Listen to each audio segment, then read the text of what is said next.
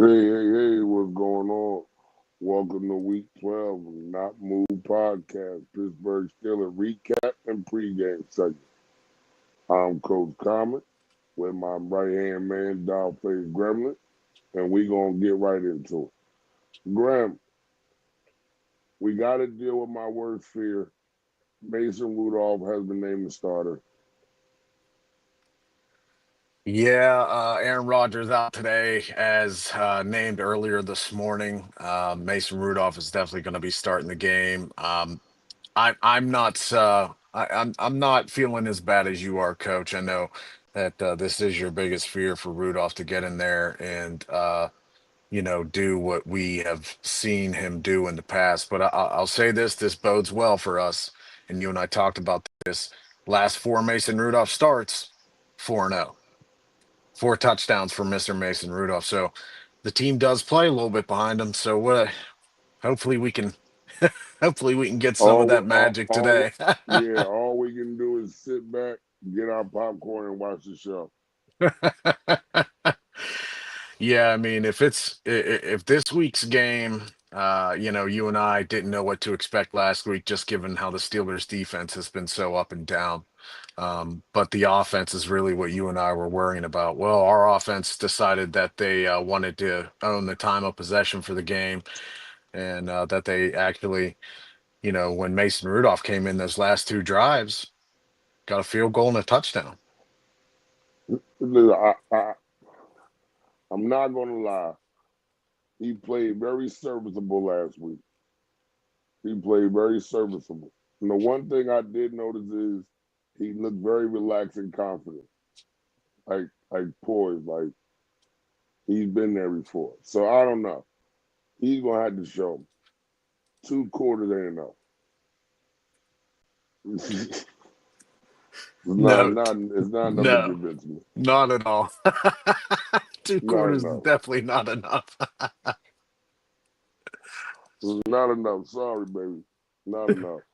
Well, what? I'm gonna need more. But what I did, I'm going to need a lot more. But what I did like was how it looked like they were getting Washington all acclimated into the damn offense a lot more. And I need to see more of that. This will be. We talked about this before. The way they used him last week, they got to use him twice as much this week because these guys are hurting in the linebacker position. Yeah, Tremaine Edwards is out and on the injured reserve. Tremaine Edmonds, sorry, I don't mean to disrespect him like that, but Tremaine Edmonds, he's out. He's on IR, as announced yesterday. So that frees up a lot of the middle.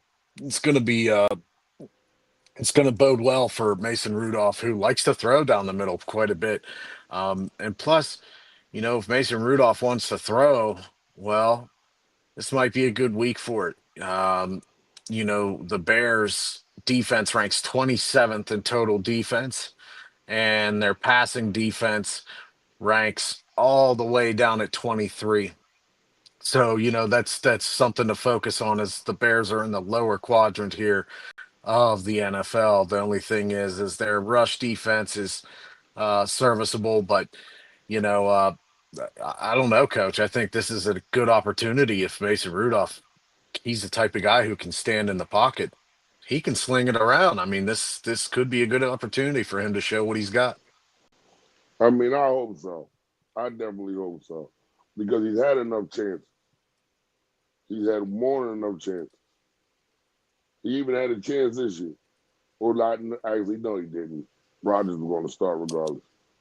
Yeah. But I'm just saying he's had more than enough chances. I mean, when is enough enough? All right, can you play in this league or can you not? You know what I mean? We can't keep pussyfooting around. We Y- cannot. No. One thing I am worried about that's not going to be within Mason's control is the Bears have a very good rushing offense. The Bears' rushing offense is, I believe, number two right now in the NFL, only behind the Bills. And their passing offense isn't too bad either, 13th. But the Steelers' rush defense, although they are 13th in the league, we have seen just them get eaten up with a good rushing team in the past this year already. So that's something I'm really worried about on this defense. The amount of tools and weapons Caleb Williams has is something that they should not take for granted. Caleb Williams, yeah, he's a young starter and they're still a young team, but we've already seen this year how dynamite they can be, especially when Caleb Williams is making things happen with his feet. Yeah, that's what scares me. Is that we're not going to have a spy. Everybody's going to have their back turned, and Caleb Williams going to hurt us bad like Trevor Lawrence did Kansas City. Yeah, yeah. And one thing the Steelers have changed in the last couple games that needs to be mentioned, why they were so successful against the Bengals last week was they're playing zone four coverage, and they're not just having the safeties be involved as like literal net safety nets like they did with Minka. They're actually getting the safeties more involved on coverage with this zone four coverage system that they've had to change to because as you can see, still can't really cover man for man. Nah, they cannot. Patrick Queen is such a liability in coverage, especially with a tight end. Yeah, and also, everybody likes to point to well, Peyton Wilson, he's leading the team in tackles. Well, he's also getting burnt a lot. He's Yeah, getting burnt in exactly. coverage a lot. He's getting burnt in second stage blocking a lot. And if you notice, a lot of those tackles of his they're well past the line of scrimmage. So I'm not quite sure what to expect. I mean, I if they play similar to last week, I think the defense can succeed, but this is a different offense. This is a different animal than the Bengals offense. Yes, it is. They can hit you in many different ways. They got tight end, they got wide receiver, and Roman Doomsday. He's balling right now. They got Swift. They got Mufunga. Or not Mufunga. How you pronounce that brother's name? I'm no good with names. I'm just as bad as you are, Coach. But I I know who you're Mm, talking about. yeah. Uh, So they got weapons over there. They definitely got weapons over there. It's a game we cannot take lightly. Ben Johnson got them boys playing ball. So we're going to see yeah, what happens. I need a defense. I need a defense to give me back to back performances. See what I'm saying? We haven't had no back to back performances. I need the defense to give me a back to back performance. yeah. One thing that bodes well for this Steelers team against the Bears is the Bears have beaten the lesser competition so far. Most of their wins are coming off teams like the Cowboys, who are in the bottom of the league right now, mid to bottom, the Raiders, who are in the bottom of the league, the Commanders, who are going through a heck of a time with injuries this year, the Saints, who are in the bottom of the league. They've lost to Minnesota, which they avenged that loss this past weekend, last week, and they've lost to Detroit, which we know Detroit is they're a heck of a team and still good offensively, even with Ben Johnson now coaching the Bears, and they lost to the Ravens. So they're not winning against teams that are winning themselves. That yes, the Bears are doing their job by beating the teams that are down or perceived to be down from them. So they are doing a good job there, but maybe this poses a different challenge for them. I just hope that you and I know as well as anybody. I really hope Tomlin got them prepared this week. I hope he isn't treating this as if this is a guaranteed win. Not at all. This is not the same Bears. These are not the same Bears, not even a little bit. So we have to go in here and just do our job. Just do our job. I don't need no heroes. Joey Porter needs to play smart. 5 yards, let him go. Yeah, you're right about that. You're And, also, and Terrell Austin better send some stunts and all types of shit at this line.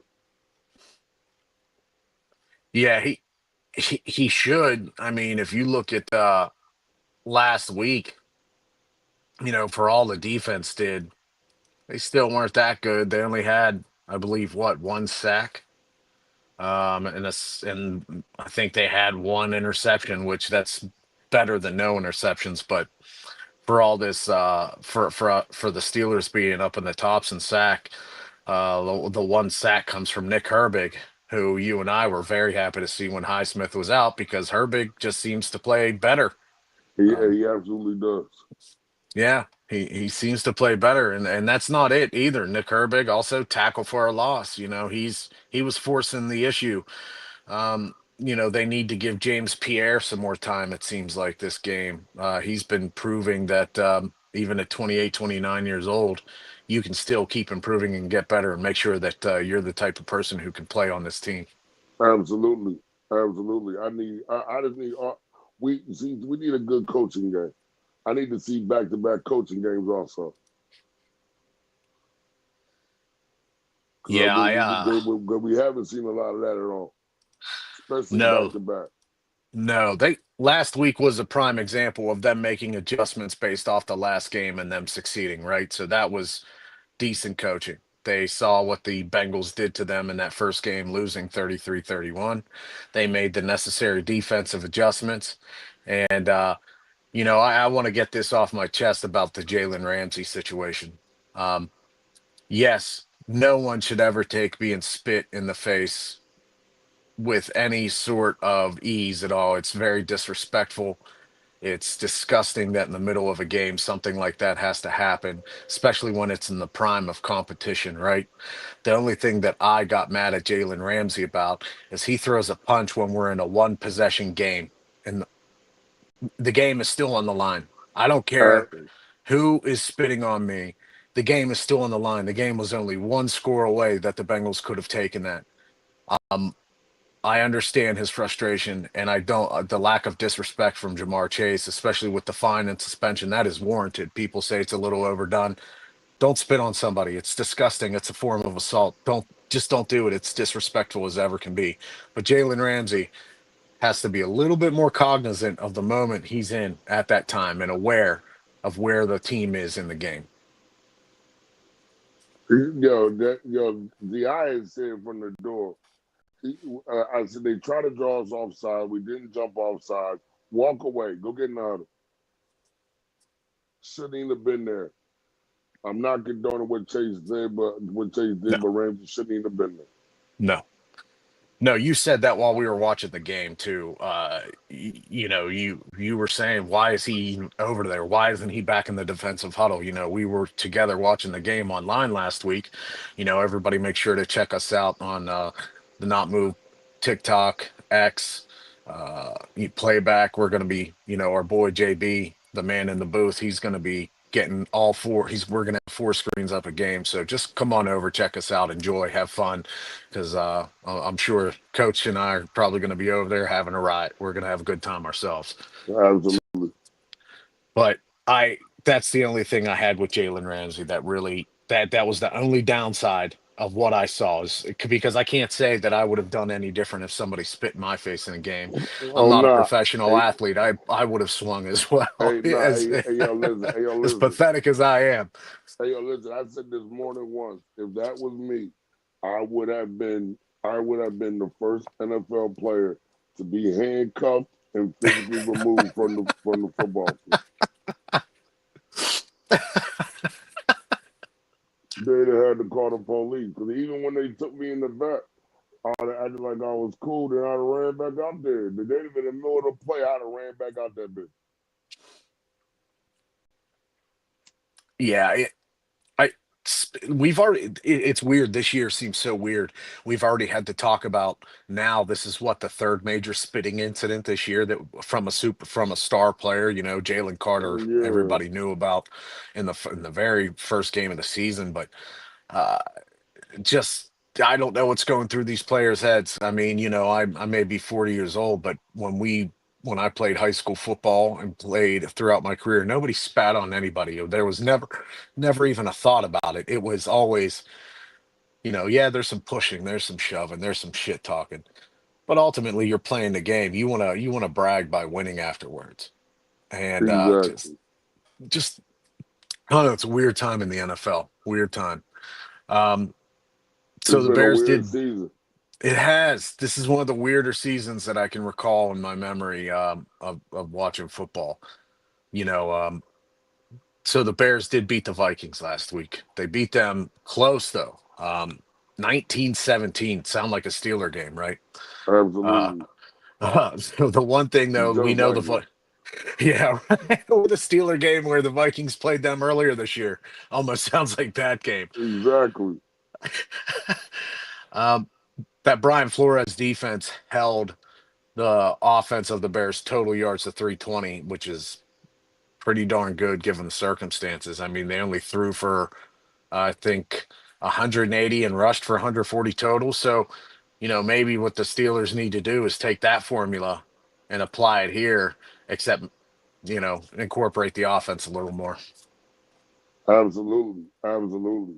Because that's the one thing, too. We have to make sure that we shut down that run game and force make Caleb Williams show us that he's the number one pick for a reason. You got to show me. That's a, Yeah, that's the key. yeah. No, agreed. You're 100% dead on. He was the number one pick. Well, let's go show my we're in the top 10 in defense. You know, you were talking about that rusher we couldn't Manungai, I think is how to say his name, or Manunjai. No disrespect, just not good with names. Um, the Vikings did a great job of limiting his yardage when he came in the game. They were able to pay attention to the game film and see that when he's coming in the game, he's getting his usage, and the Vikings were able to lower that. They only let him run for 23 yards. They only let him receive. They only let him get one reception.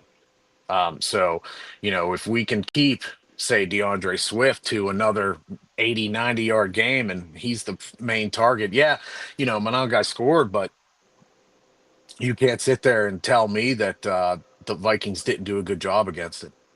Right, exactly. Yeah, see, listen. If we can hold them to under 200 yards passing, under 200 yards rushing total defense, I'm happy with that. Yeah, I think the one thing that the Bears are going to have to do against the Steelers, which the Bears have weren't good at the last game, is they're going to have to get to Mason Rudolph. Um, the Bears had they haven't been very good at getting a lot of pressure this year. Um, as far as sacks and everything, they've got their middle of the pack numbers, but they're not the type of team. If they're rushing the way they did last week against JJ McCarthy, and I'm not saying Mason Rudolph is better than JJ McCarthy, but I am saying that Mason Rudolph will handle the pressure better than JJ McCarthy. If they bring that same rush game to try and pressure Rudolph, I don't see why Rudolph can't throw for 200 yards and at least get two touchdowns in. Man, if he does that, man, if he does that, I'll give him a pass until next week. I won't say nothing negative about him for a whole week. Uh, If, uh, if he can give me a solid game like that. And this guy that can't be garbage time either. They gotta be, in the game, I mean in real time, good decisions. You know what I'm saying? When to take a sack, when to throw the ball away. Don't try to force nothing. He can give yeah, me that. If he can give me that, I won't say nothing bad about him for a week. yeah. I gotta say, this is a game to me where this really truly does hinge on Rudolph's performance offensively. Um, I think the defense. I hope the defense shows up. Um, for the simple fact that I'm tired of not seeing T.J. Watt impact games in the second half when it matters most. Uh, Exactly. he needs to step up big time. Cam Hayward, same. You're doing a good job stuffing the run, but my man, for all the hooping and hollering you had this season, talking about you want to be paid like a legend that you are, well, you and your 1.5 sacks need to step it up. Uh, Absolutely. I need some more pressure. I need all that. I need the yeah, same all pro performance you put on last season. yeah, yeah, Just um, like that, just to sum it up. yeah. There's there's no other way to say it. Uh, where's that guy at? It seemed like all of a sudden he got on his podcast and started demanding money, and he forgot that he was an All Pro defensive tackle in the game. Um, haven't Exactly. seen it. Haven't seen it. Don't understand it. Whatever. But he needs to show up. They need to keep Darius Slay off this team. Oh my Um, God, please do not let him come near the field. eh, last game you notice he didn't play, and you notice Yeah. because T. Higgins and Jamar Chase essentially before Jamar, spit on Rams, they got shut down. Yes, they did. Yes, they did. I don't know. I don't have the numbers in front of me, but yes, they did. Nothing compared. Well, I think Flacco only had 150 some yards. Yeah, so I got the numbers in front of me here. Flacco 199, he had an interception and a touchdown, but let's take a look at because I like to take a look at the targets and receptions. So, you know, Chase Brown was there. Well, for yardage, their main guy was T. Higgins, and he only had 63 yards. He was targeted 8 times and only had 3 receptions. Pretty good, Absolutely. and I believe he was mainly covered by Pierre. Correct me if I'm wrong, but I'm pretty sure Pierre had most of the coverage on him for the game. And then Jamar Chase, 3 catches for 30 yards, Yeah, I like that. shut down. Um, so the Steelers, they can play on defense for the secondary when When they they want want to. to, yes, yes. That's the problem. That's the problem right there. Is when you give me numbers like that and I can't get them on a consistent basis. That's the problem. That is the problem right there. What all the numbers you just read out, we can't get them on a consistent basis. That is the problem. No, you're right. It's never consistent. It's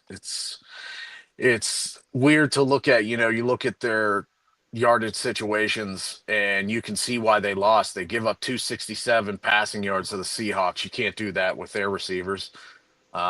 They gave up 396 to the loss of the Bengals, 295. Their main bulk of these losses is the passing game taking advantage of them. So yeah, consistency is key, and like you said before so many times, it starts at the top and trickles its way down. Exactly. Exactly. 100%. So, what do you think today, Coach? What do you think is going to happen with this Bears Steeler game? My prediction, like I had said, was we were. I don't know what the score would be, but we win it on Boswell's leg. That's what I said.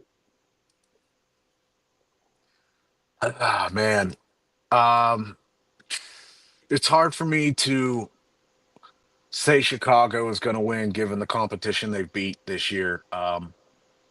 It just competition they've beat has not been top tier, and but it's also hard for me to say they're not going to beat the Steelers because they're beating the teams they're supposed to. The Steelers don't. Um, If the Steelers come out and play like they played the Colts, they'll lose. We'll win. If they come out and play like they played Green Bay, we'll lose. yeah, yeah, and everybody seemed to think Rodgers was going to make it because of his record against the Bears and how well he has played in the past against the Bears, and of course everybody wants Rodgers to have this one last hurrah against them and have a good game, but. Uh, I think Mason Rudolph is going to be better for this game, given he stands in the pocket more than Rodgers because he's younger. Let's face it, he's not a 41-year-old guy taking hits. Um, but I think you're dead on. I think you're dead on. It's going to come down to a kick from either team, I think. Yeah, but I'm just turnover in the late by Caleb's makes a bad decision. we win the game on Boswell way. Ah, man, so far the Steelers are they're 2-2 away, and they're at Chicago. I'm gonna pick the Bears to win by 3 or 7. Mm. Another, I another can't one, say a score. another one, a one possession game. Yes, it's gonna be a one possession game. It's either 3 or 7.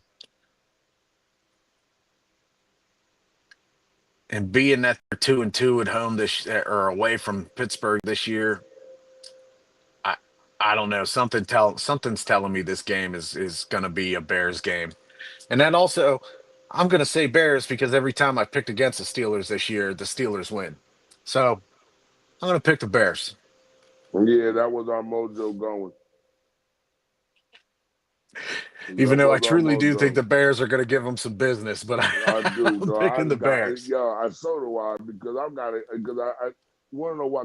Because karma's going to make me have to hear sinner's mouth for a week.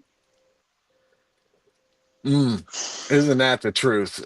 And hey Gumby, I'm not picking this Bears team for you. Okay, I'm picking it for me and myself and for Coach and his self. Screw you, Gumby. I don't care. Yeah, Screw you and your Bears, we got our Gumby. own we got our own mojo going on over here.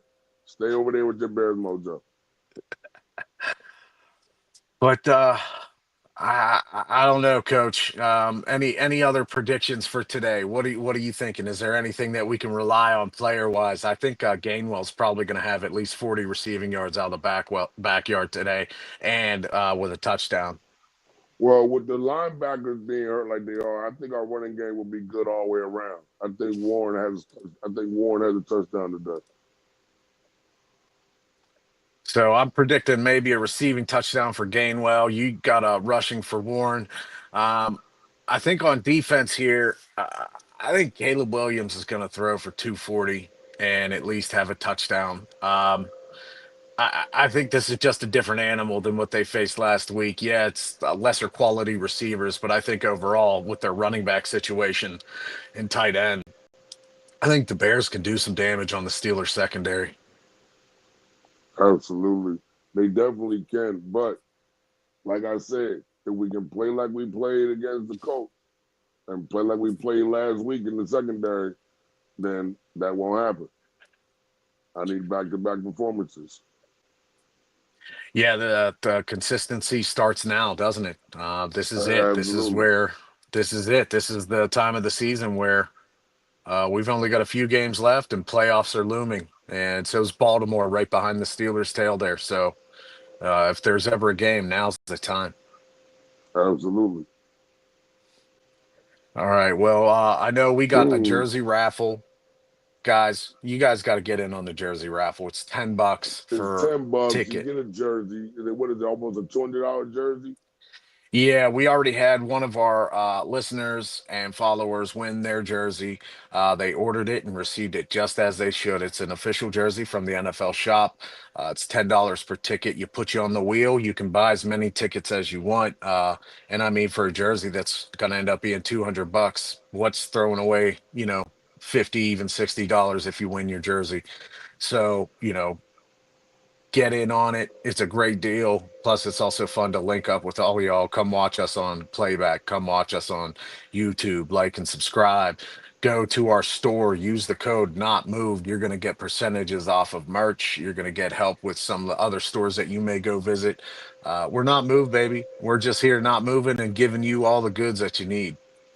Absolutely. Yo, so for week 12 in the Pittsburgh Steelers pregame and recap segment, I am Coach Common. But to my man next to me is Face Gremlin.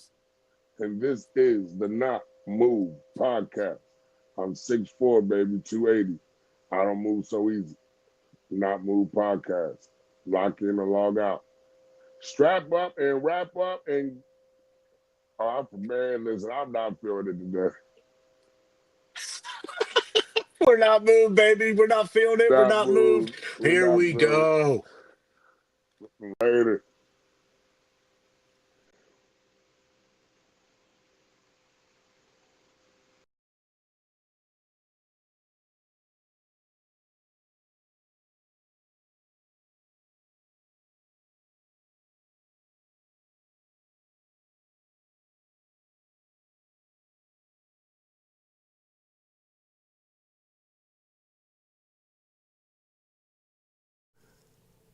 This non-casual podcast may not be reproduced, retransmitted, or reused without the authorized written consent of the Not Move Podcast Network. Thank you, and we hope you enjoyed today's broadcast.